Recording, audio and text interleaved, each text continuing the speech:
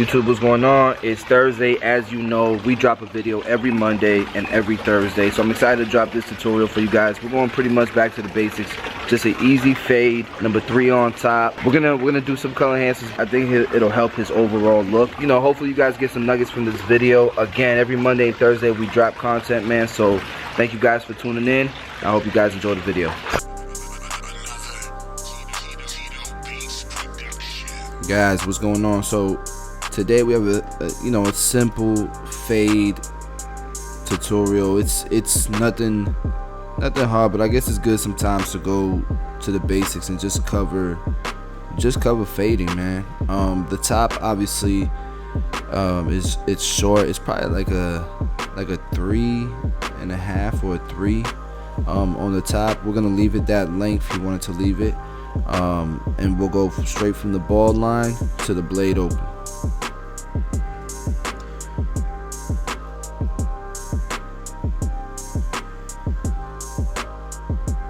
Levers closed. You gotta go up.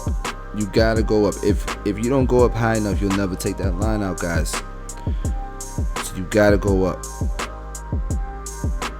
Next step, 1 open, 1 closed, then the half guard or the blade open after the one open. So here we are, the 1 is closed, and now we got the half guard. And you can see that that's starting to really bring everything together. But once you close it all the way, or you use the blade open, that's when it really all comes together.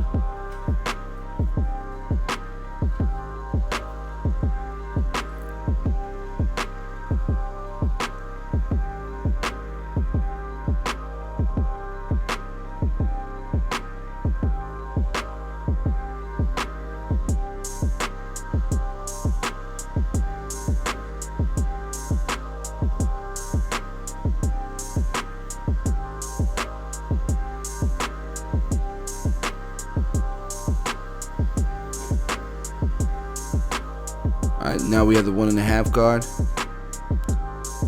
And generally, like, I don't really, if it's a 3 or a 2 on top, generally after the 1 open, you really just need like the 1.5 guard coming off of the parietal ridge to bring it all together.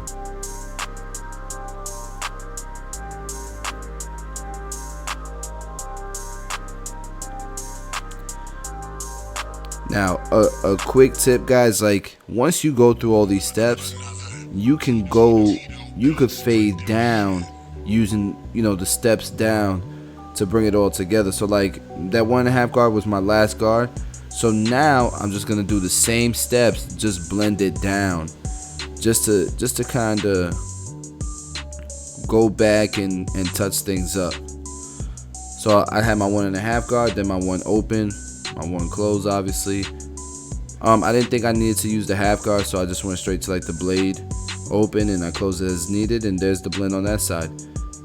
And we're gonna do the same thing on the other side. And the only reason why I do it in halves like this is because I'm recording. But generally, man, I'll do the whole haircut pretty much like a typewriter. And for those who are too young to know what a typewriter is, just Google it.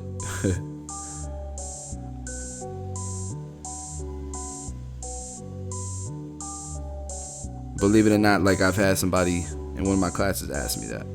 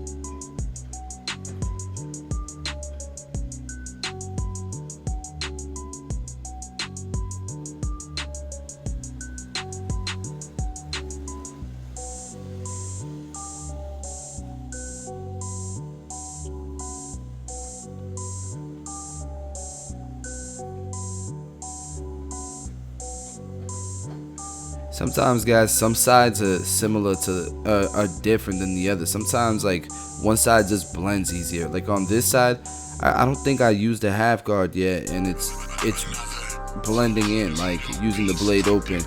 It's a much easier side to. It's just working out. Like, that's normal. I feel like that's normal with every canvas. You know, it's so different all over the head that, you know, that's kind of what makes you a good barber. How you can adapt to someone's head shape or hair growth patterns or whatever it may be that makes it different on certain parts of the head to blend. If you can adjust to it and make it look consistent all the way through, you know, that's to me, that's important.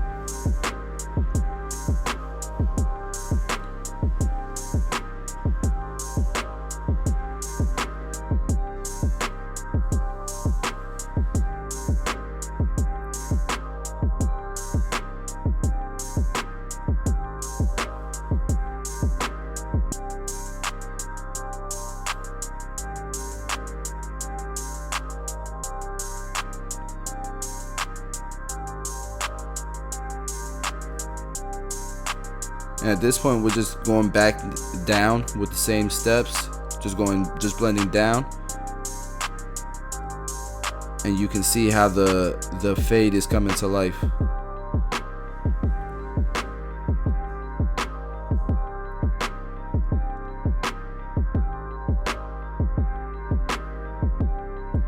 Alright, so now we're gonna blend the beard in.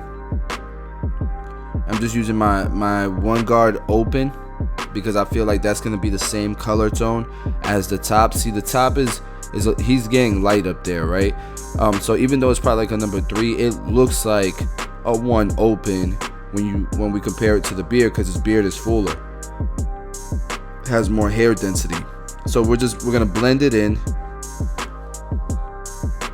And I guess I saw something, you know, at the angle I was standing, so I'm just touching it up while I'm here. But we're gonna blend it in, and we're also kind of blending the beard in, because you saw I closed the number 1. The reason why is because around the chin, it's more dense. It's gonna look darker there. Like a 1 open is gonna look darker around the chin and mustache area than it is on the side of his beard. So that's why I close it. I go from a 1 open here, and then once I get towards the chin, I'm gonna go ahead and close it. See how I closed it? I closed it some.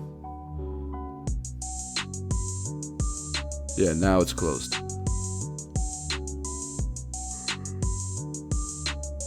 And here I even dropped down to the blade open.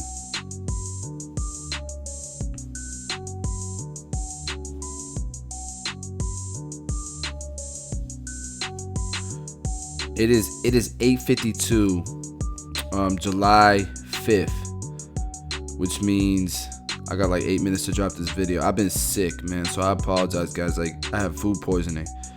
It's been rough couple days. Okay, so as I line it up, man, you'll start to see the haircut really come to life, but you'll also start to see imperfections a little bit better.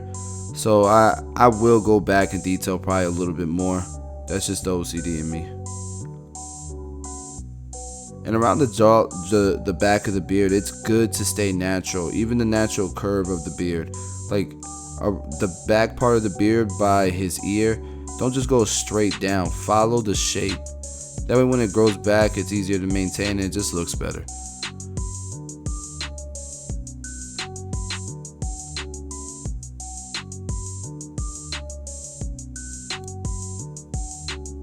Now with the beard, when I shape with the edges, like, I don't care about it being perfect. I'm gonna go back and define it with the razor anyways.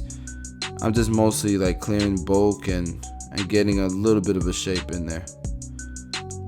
Now around the mustache, like, yeah, like around the lip line, I try to make that look good, cause it's much harder to line that up with a razor. Okay, and we started his hairline from the middle. Now we're going from the corners over. The reason why we started in the middle of his hairline is just to give us a guideline that we can follow through to without having to stand in front of him and constantly check to see if we're, you know, his hairline straight.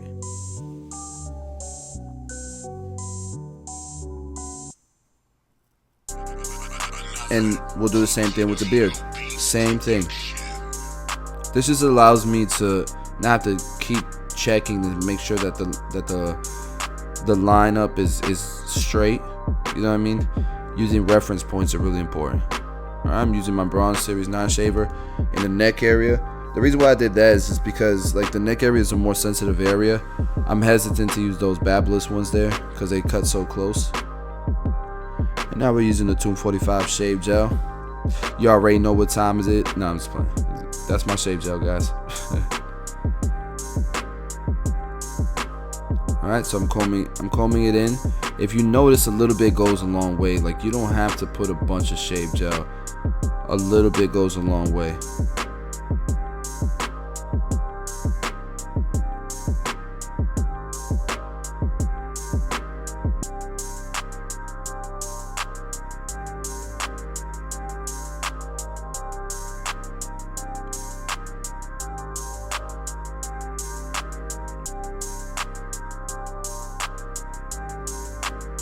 So I put dots for a few reasons. Let me explain. If you want it to stay wet, then just you know, smear the gel, that dot, as you get to that area so that it stays wet. But you do want it to dry up because you want the skin to absorb it. Because 245 shave gel has aloe vera, has vitamin E. These are all beneficial for the skin, and it moisturizes the skin. So you want that, and it replenishes all the breakage of the skin. Like, you want that to be absorbed by the skin. Therefore, just, you know, if you want it to stay wet, a little bit goes a long way. Once you smear it, you'll get that glide, but you don't want like a whole bunch of caked up shave gel that the skin's not going to absorb. Anyways, you're just wasting product. And I use a lot of corner and heel with my razor, pulling the skin to make it a little bit easier to get a nice smooth shave. You can see how the razor just made the beard come to life, like to another level, in my opinion.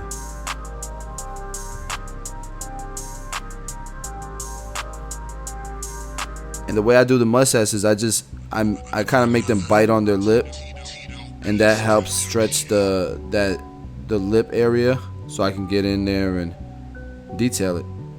So now we're gonna add some color. I'm not sure why, like this color. This wasn't my color. I'm not sure how it was mixed, but it was a little bit red. Typically, that happens when it's sitting in a container for too long.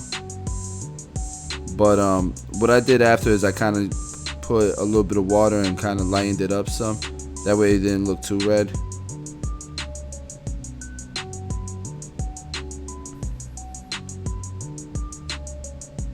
I feel like if it's in a closed bottle, it doesn't really turn red when I use it.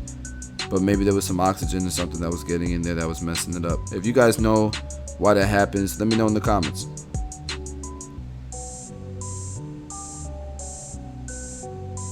And the color, it doesn't rub off. You're not gonna drip when it rains. All that, it's not gonna go on your pillows. Okay, it's a semi-permanent. It stains the hair, stains the skin.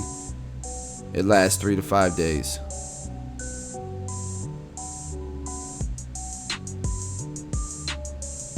And I feel like that came out blurry, man. We'll go ahead and touch up the lineup. You guys let me know what you think. Smash the like button, all that good stuff. If you're new to my channel, please do subscribe. And share the video, man. If you felt like it was helpful, definitely share it. And there's the finished look.